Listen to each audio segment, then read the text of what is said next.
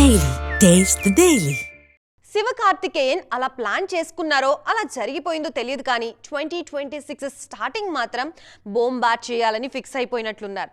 అందులోనూ out and out మహిళల support తీసుకుంటున్నారు. శ్రీలీల టు రాధికా శరత్ కుమార్ శివకార్తికేయన్ కి చేస్తున్న సపోర్ట్ ఏంటి?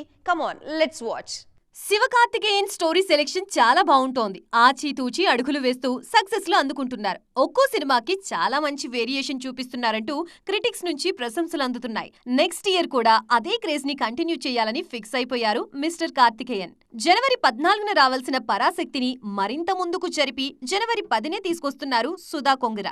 పీరియాడిక్ కాన్సెప్ట్ తో ఆమె తెరకెక్కించిన ప్రతి ఫ్రేము కలర్ఫుల్ గా పాజిటివ్ వైబ్ క్రియేట్ చేస్తోందంటోంది కాలీవుడ్. శివకార్తికేయన్ శ్రీలీల పేరుకి కూడా మంచి స్పందనే వస్తోంది. ఇదంతా నటుడిగా శివకార్తికేయన్ గురించి. అంటే జనవరిలో శివకార్తికేయన్ ని స్టార్ యాంగిల్లోనే చూస్తారు జనాలు. ఫిబ్రవరిలో మాత్రం శివకార్తికేయన్ లోని ప్రొడ్యూసర్ యాంగిల్ బయటికి వస్తుందన్నమాట.